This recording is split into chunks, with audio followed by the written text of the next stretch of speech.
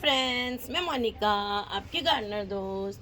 आज आपको दिखाऊंगी कि छत पे जो मेरे पौधे टूट गए थे, बोगनविलिया के बिल्कुल गमले टूट गए थे। उन पौधों को मैंने रिपोर्ट करने में भी मुझे कई दिन लग गए, मतलब 3-4 दिन बाद मैंने उनको रिपोर्ट किया क्योंकि मैं बहुत बिज़ी थी। और यहाँ इतनी गर्मी है ना ऊपर। इस टाइम भी शाम के टाइम में वीडियो बना रही हूँ, 6:30 बजे हैं और 6:30-7 बज गए हैं और इतनी तेज़ 40+ टेम्परेचर है इस टाइम भी, इतनी हमारे यहाँ गर्मी है। तो वो दिखाती हूँ उनको और शुरुआत करते हैं इसके साथ। ये देखिए, ये वाला मेरा जो कैक्टस है, इसको लाए हुए मुझे शायद 3-1 साल हो गए, 3 या 3.5 साल हो गए हैं। और जब मैं ये कैक्टस लाई थी तो मेरा ये इस साइज़ का था। ये मेरा हाथ समझ लीजिए, ऐसा इस साइज़ का था ये, गोल गोल।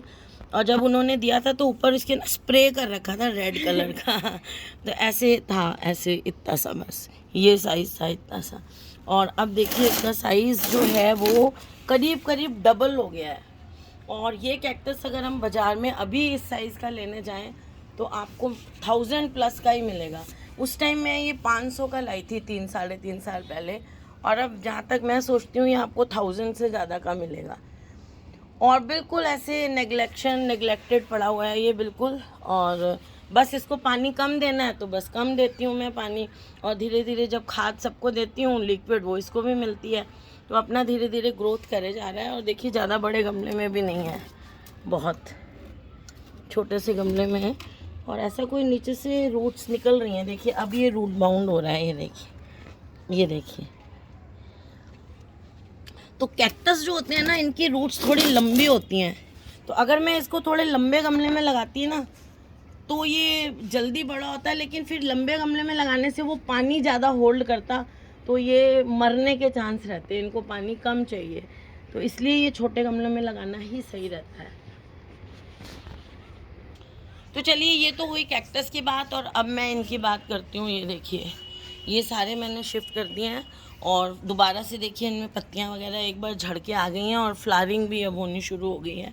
और ये मेरी मधुकामिनी, जिसको मैंने बिल्कुल कट कर दिया था सर्दियों में, आपको ये बिल्कुल ऐसा लगता था।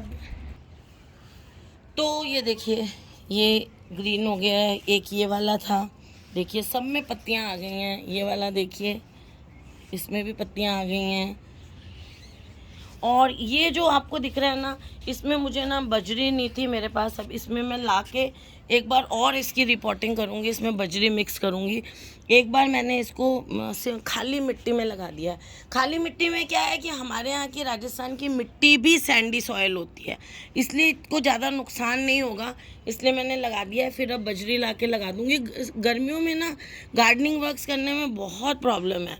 आप 6-6:30 बजे तक धूप रहती है, फिर आप छत पे आओ तो इतना तप रहा है इस टाइम।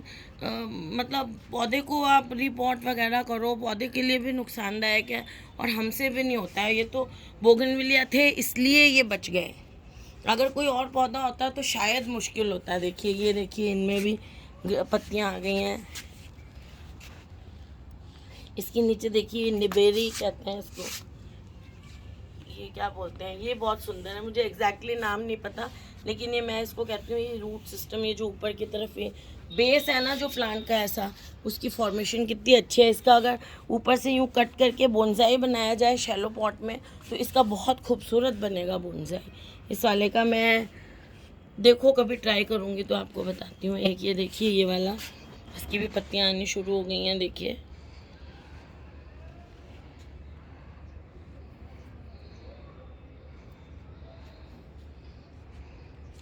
और ये वाला देखिए, इधर भी है।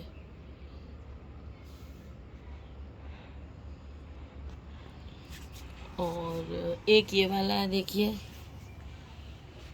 इसकी तो पत्तियां गिरी नहीं, बहुत कम पत्तियां गिरी हैं, थोड़ी सी मुरझाई। और उसके बाद देखिए ये ठीक खड़ी होनी शुरू हो गई हैं, और देखिए ये नई पत्तियां ये आनी शुरू हो गई हैं, देखिए। और ये एक इनके साथ ही एक ये गुड़हल था, ये इसका भी गमला टूटा था, इसको मैं आलस कर जा रही हूँ, इसको अभी तक नहीं लगाया, बस इस बाल्टी में डाल दिया हुआ है मैंने और चल रहा है। इसको भी अब मैं, 1 महीना हो गया होगा इसको यूं ही पड़े हुए, 15 दिन, 15 एक दिन हो गए हैं इसको पड़े हुए, देखिए, और फुल धूप में रखा हुआ है। थोड़ा सा ये गलत ही कर रही हूँ मैं, पर ये ऐसे पाए क्योंकि मैंने बाल्टी में डाल दिया हुआ है मिट्टी के साथ। तो अब इसको मैं किसी दिन शाम को या थोड़ा सा रात जब हो जाएगी उस टाइम इसको भी शिफ्ट कर दूँगी। और मेन चीज़ आपको मुझे ये दिखानी थी कि देखिए इनमें फ्लावरिंग भी शुरू हो गई है, इसमें भी देखिए फ्लावरिंग शुरू हो गई है। अब मैं इनमें खाद डालूँगी। रिपोर्टिंग के टाइम इनमें मैंने खाद नहीं डाली है ना, और अब मैं इनमें खाद डालूंगी क्योंकि अब इनमें पत्तियां आनी शुरू हो गई हैं, इन्होंने जड़ पकड़ ली है पौधों में। तो अब मैं 1-2 दिन में इनमें खाद डालूंगी, तो उसका वीडियो आपको बना के गार्डनिंग वर्क्स में दिखाऊंगी कि अब ये ठीक हो गए हैं। और उसी टाइम अगर मैं खाद डालती तो ये थोड़ा सा और ज़्यादा शौक में जा सकते थे, क्योंकि जब पौधा जो है नई जगह में लगता है तो वो नई जगह में पहले पकड़ करता है। उस टाइम आप उसको खाद वाद डालेंगे तो जलने का डर रहता है जड़ों का, तो उस टाइम मैंने कोई खाद नहीं डाली इनमें। और अब मैं इनमें खाद डालूँगी क्योंकि अब ये इनमें नए पत्ते आने शुरू हो गए हैं और ये अच्छी तरह से इन्होंने अपनी जगह को पकड़ लिया है। तो बस ये दिखाना था आपको कि देखिए इतने बिल्कुल टूटने के बाद भी ये जो है बोगनविलिया, क्योंकि ये हार्डी प्लांट है, तो ऐसे कभी आपका बोगनविलिया को अगर आप हार्डी प्लांट कोई लगाना चाहते हैं, बिल्कुल फुल धूप में पड़े हुए हैं, इनको एक्चुअली मैंने रिपोर्ट करके छाया में भी नहीं रखा है। तो ये इतना अच्छा प्लांट है बोगनविलिया कि आप बिल्कुल धूप में इसको, शिखर धूप में आप इसको रखें। और रिपोर्टिंग के बाद भी शिखर धूप में मैंने इसको रखा हुआ है और देखिए उसके बाद भी ये अच्छी तरह से लग गया है। तो बड़ा easy to grow hardy plant है। अगर आपके यहाँ बहुत धूप आती है और आप केयर नहीं करना चाहते अपने प्लांट्स की, थोड़े से प्लांट्स को चाहते भी हैं प्लांट्स हो और केयर का टाइम भी नहीं है या इतने शौकीन नहीं है कि हम केयर करने के, तो आप बोगनविलिया आपके लिए बहुत अच्छा प्लांट है। बस धूप होनी चाहिए और मिट्टी वेल ड्रेन्ड होनी चाहिए। इसको खाद भी बहुत कम चाहिए होती है, इवन ज़्यादा खाद देने से इसमें फूल कम आते हैं। तो इसको जितना कम पानी देंगे आप, जितनी कम खाद देंगे उतना अच्छा फ्लावरिंग करेगा, ग्रो करेगा ये।